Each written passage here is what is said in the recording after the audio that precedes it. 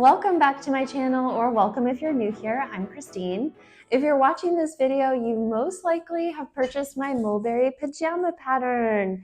This is my newest pajama pattern with this ruffle all along the bottom and this cute curved collar and lapel. So in this video, I'm going to be walking through step by step how we finished the lapel. So we're going to do the collar as well as the the facing that finishes the lapel, and I'm going to show you how we finish this lower area with the ruffle and the facing so that you get a nice clean finish there. So first, let me just kind of show you what we're working towards with the finished garment. So you can see at the bottom here, the very first thing we're going to do is attach our ruffle, and we leave a seam allowance over here so that in the end, they all kind of match up at the end. So you can see how this gets finished. We do all the top stitching at the end, and we secure the facing there. The facing then on the inside covers the entire neckline. So you can attach a label back here if you'd like, and the collar and everything. I'm going to show you how I do the piping right here to get a nice clean alignment there. So I've gone ahead and done a few prep steps. So I have sewn the front to the back at the shoulders as well as our side seams. So I have gone ahead and finished off my seams, and I've pressed the shoulder seams towards the back, and the side seams I usually press them towards the back as well. So we've got the front and back all prepared.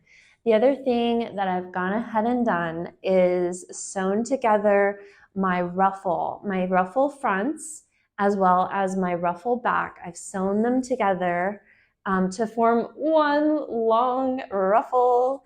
And so I have also just the side seams that I've gone ahead and finished and pressed to one side.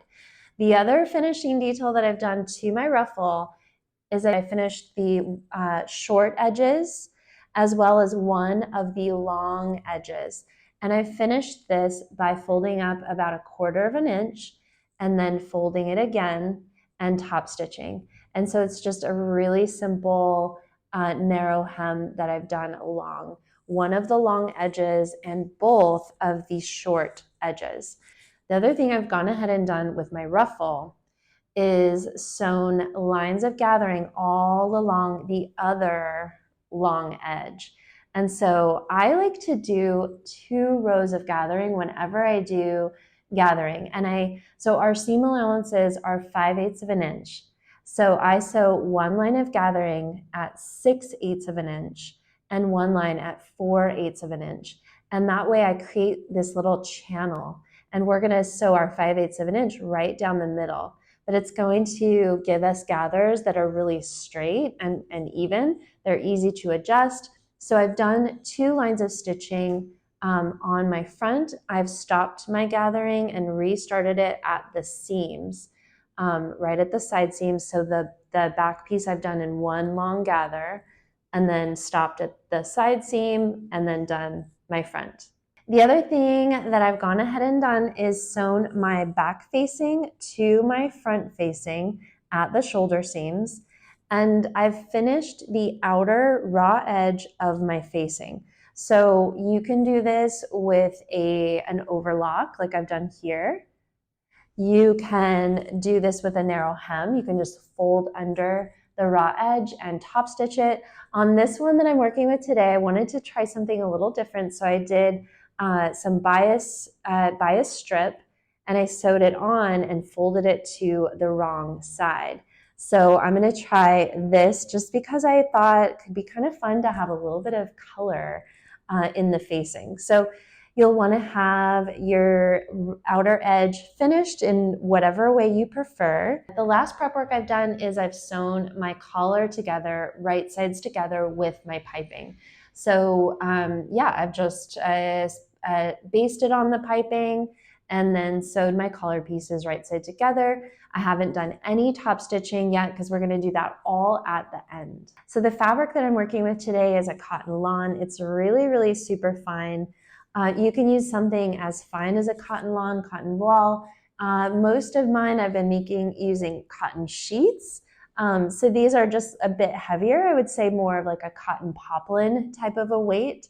So yeah, I think you could get away with anything from super lightweight to medium weight cotton, poly blends, even lightweight linen, cotton sateen. So anything in the wovens that's light to medium is going to make a really great pajama set. And I always make my own piping. Today I'm using this pop of neon color, which I just thought was really, really fun with this print. Why not? But I've also just used, basic white piping.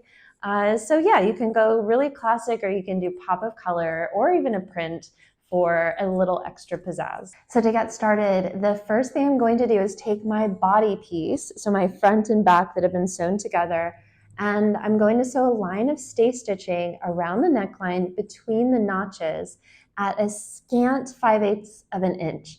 So our seam allowances are 5/8 of an inch. So I'm going to sew this line of stay stitching starting at one of the notches and just ever so slightly inside of the 5/8 of an inch seam allowance. So not at 4/8, not at 5/8, just right in the middle.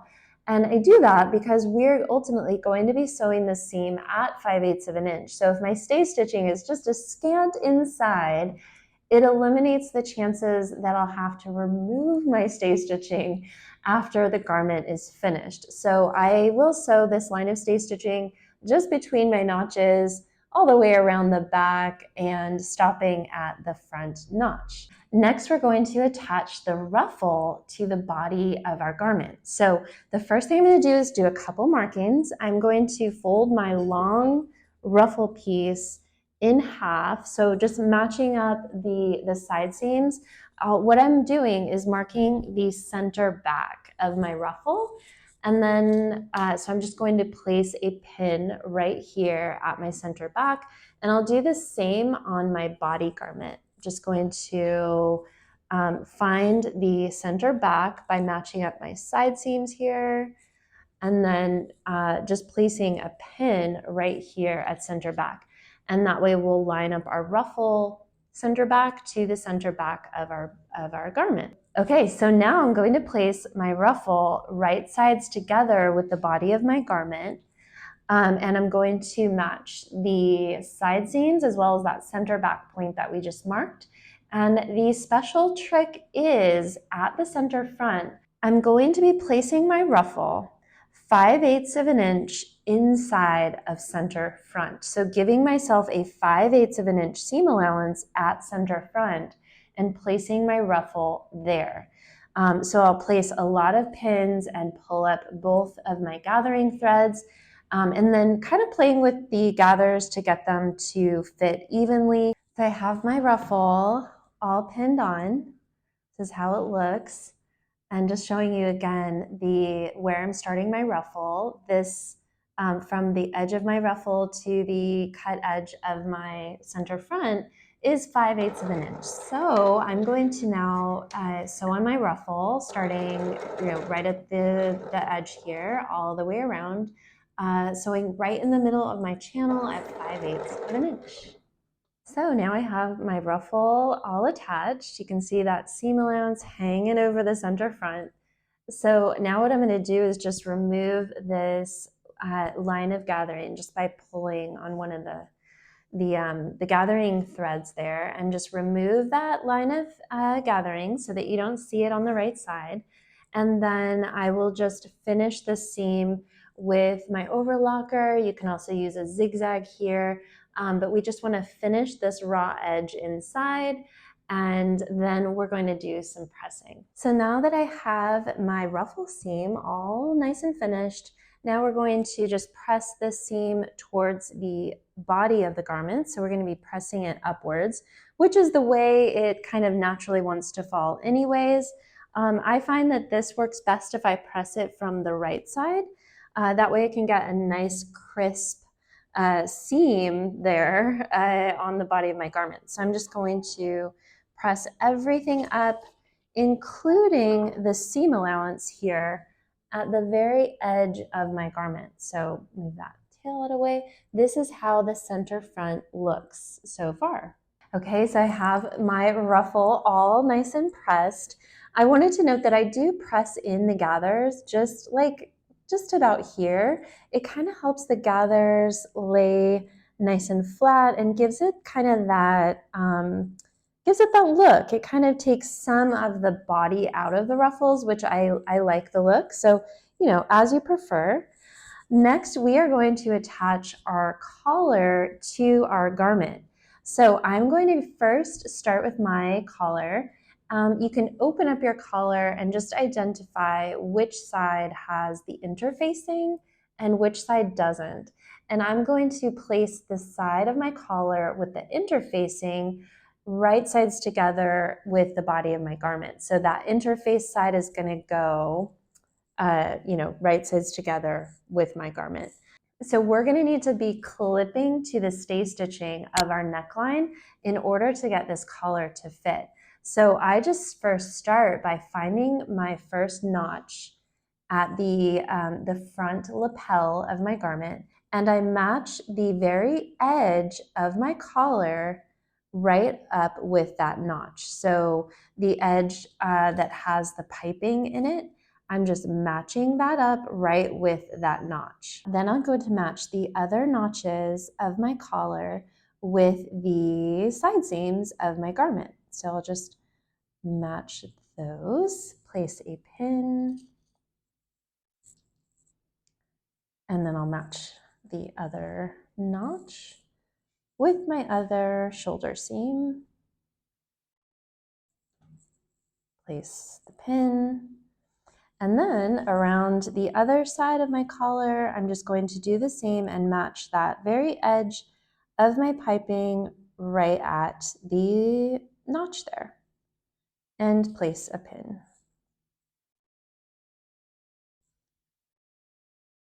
And then I will kind of flip my garment over so that I have the body side of my garment facing up. And what I'm going to do is right around, you can obviously see the collar is way too big right now for the neck. But when we just trim into our stay stitching, like I'm going to trim just to like a scant 1/8 of an inch to my stay stitching there, just creating kind of a notch. I'm going to create probably 5 or 6 notches in order to get this all to lay flat.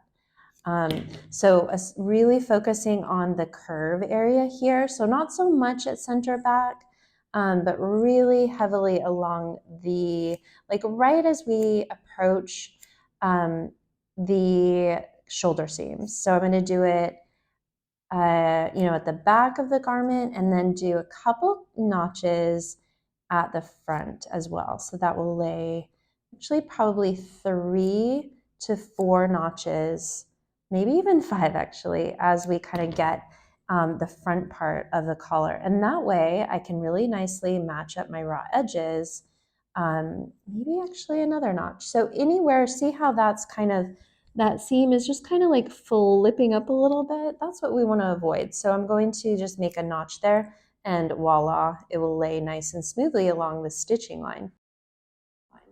I'll place a few more pins along the collar area, and then we're going to attach the collar to our garment. And I like to work with the collar facing down. And what I do is just follow along just to slightly to the left of my stay stitching line. Working from the garment side, I can follow the stay stitching, just making sure always that your cut edges are aligned, especially because you have some of the clips. So you just want to make sure that the cut edges always stay lined up, and you just follow your stay stitching line as you attach your collar. Now that we have the collar basted on to the main body piece, we are going to work on applying the piping to the remainder of the neckline, so down the center front. So I have gone ahead and just pinned in one side of my piping to show you how it's going to fit. So this is how our piping looks as it's pinned in. You can see at this joint, we have done a 90-degree angle with our piping. And so when we sew, we're going to sew along this line of the piping. And so I want this to really be in there like that. So then I'm going to sew like right there. So that's how the piping is going to look when it's finished. So you want to really carefully kind of butt up these edges there. I've notched the rounded corners so the piping will lay nice and smooth around the curve.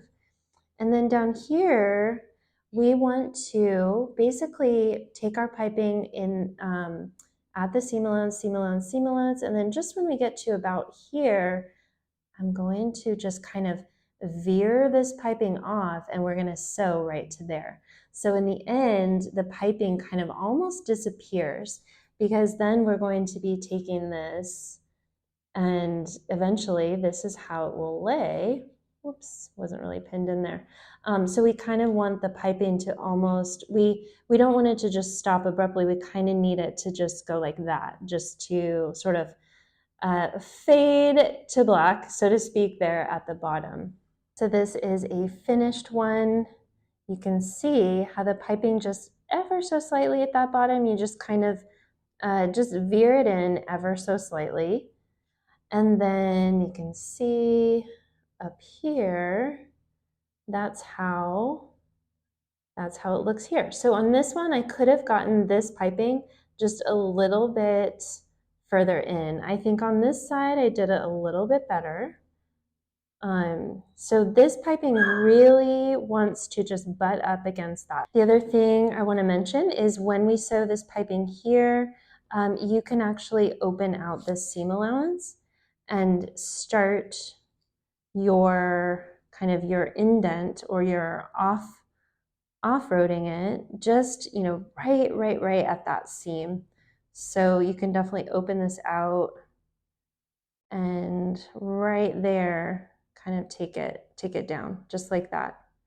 All right, so I'm going to do the other side of my piping, get it pinned in, and then I will just stitch this on all the way around. I like to follow the line of my piping, so I'll just literally stitch right on top of the line. So one little trick I have when I'm sewing with my piping is I like to use my zipper foot. And this just helps me kind of guide right along the bump of the piping, so to speak.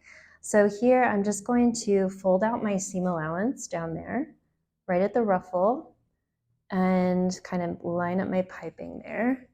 And I'm gonna do that little indent just as I'm here.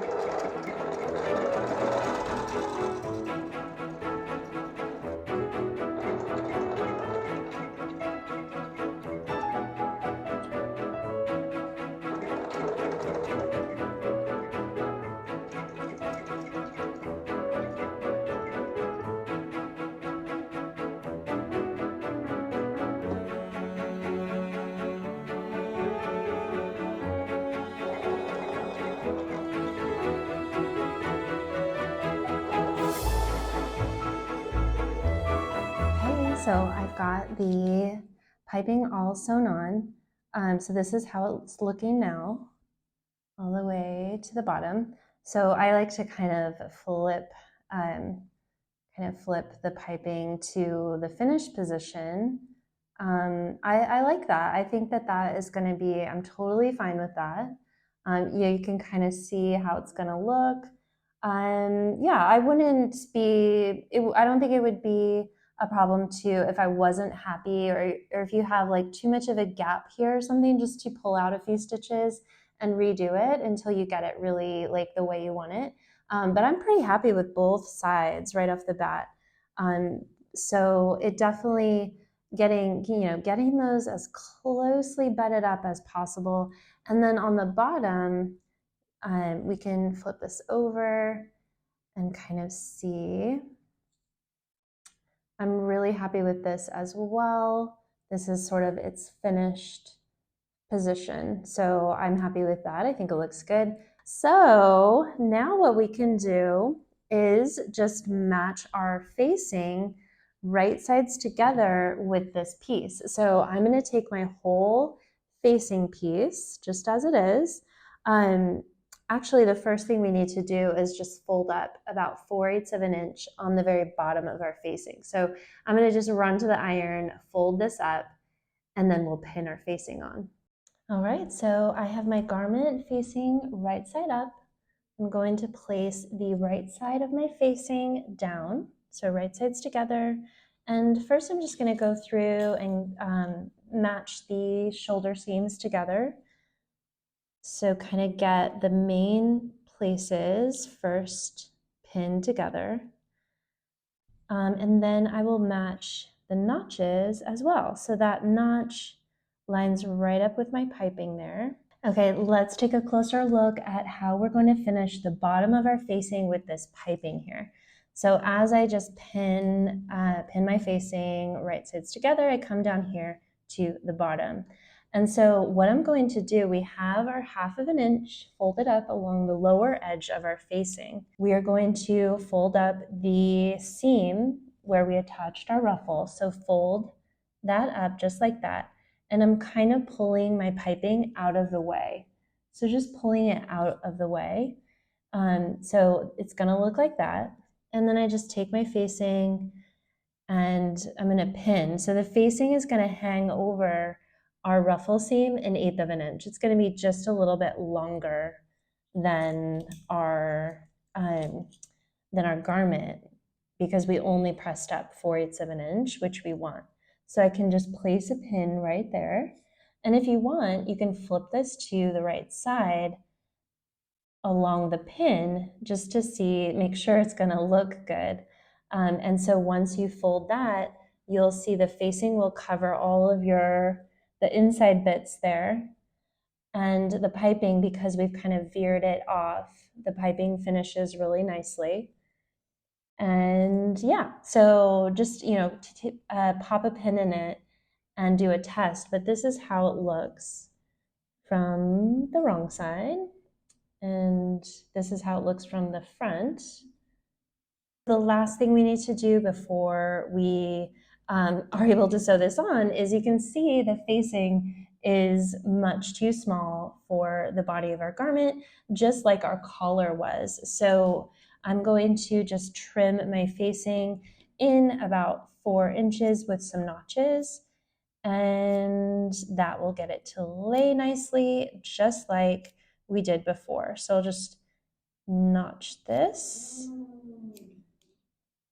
I think I do about 5 notches on the back and then a couple notches along the front part here just to get this all laying nice and smooth, maybe one more. So about 6 notches on the front, and then that is gonna lay nice and smooth. Okay, now as I go to sew this, I'm going to actually be working from my garment side, and I'm going to be following the line where we've basted on our piping and where we've sewn on our collar. So I'm going to be working from the garment side up to sew this facing on. Okay, so we've got our facing sewn on.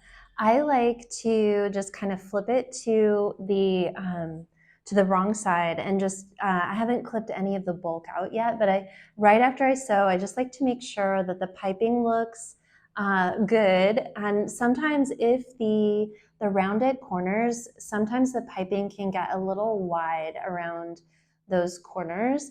You can just go back and maybe sew the corner in just a little bit more, or whatever you want to do to get your piping looking the way the way you want it. So now I'm going to flip it back to the wrong side, and we're going to grade this seam because we do have quite a bit of bulk. The other thing you just want to check is making sure you don't have any puckers or anything along your stitching line. Sometimes it can get puckered there, so you can just pull out a few stitches and smooth it out. Mine looks really good. So, but we do have a lot of bulk. So we are going to grade this seam. So I usually like to think when I approach grading my seams, I like to kind of position the facing or whatever you're grading in the finished way. So kind of flipping my facing as it will be finished.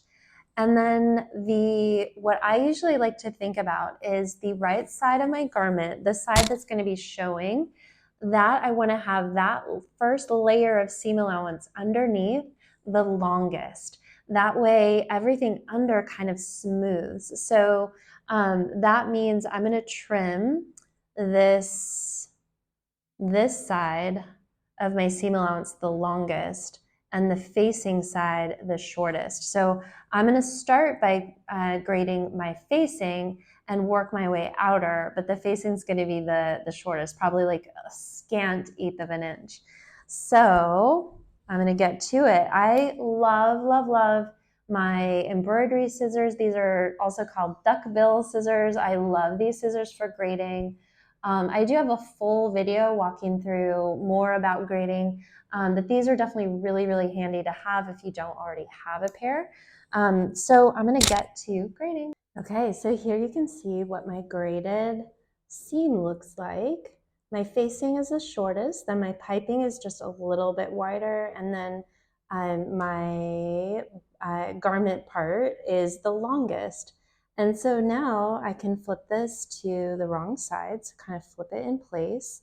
And I'm at my ironing board and I'm just going to be pressing this seam all the way around. So when it comes to this back part, I like to kind of lay the garment like this. So smooth out your back and your collar is going to be kind of up. So this is how I'm going to press it, just getting in, pressing the seam really well. Okay, so I have pressed my facing all around, and I've gone ahead, as I was pressing it, I put in some pins. So I started to kind of pin it into place. And it does take a little, it's hard to get it to all lay flat at once. You kind of have to work in sections. So you maybe do this first section and then you kind of shift it and you just do like this section and you get it all pressed and pinned in place. And then I, do this section. So I just get our facing pinned along that outer edge where it's nice and smooth. You can also press it from this side as well. I've worked on pressing this seam from here just to get it nice and smooth. So yeah, now the next step is to, I work from the wrong side of the garment, so from the facing, and what we're going to do is just stitch, just top stitch. I'm going to sew this right in the ditch of where my bias binding meets my facing, so I'll stitch right in the ditch here. I'm securing this facing down all the way around, and to the other side. Once we get our facing secured in place from the wrong side, then we're going to be doing some finishing top stitching where we sew all the way around. So I'll show you on my finished one. I think I started probably somewhere here along the side seam. Yeah, I started right here. So kind of in an inconspicuous place in the underarm. I started there and sewed all the way on the garment side of our ruffle so that I secure that seam. I made a pivot right here at the corner and I sewed all the way up. I stopped right here where we have the natural fold of our lapel, and I flipped it over and started sewing on from the facing side. So I came all the way around, pivoted, and then did the same start stop here, and then flipped my garment over and started top stitching again from the right side, pivoted here, went all the way around the back until I met my stitching on the underarm here. So that's the final top stitching that gives our lapel area a nice finished look, and it also secures our facing to the garment right at the center front there. And yeah, that is how I finish off my facing. Don't forget to tag me on Instagram with photos of your makes. I would love to see what you make with your Mulberry pajamas, the color combinations and fabric you use. So I hope this video has been helpful. Definitely drop a comment below if you need any extra advice or help. I'm really happy to help. And yeah, I'll see you in the next video. Okay, bye.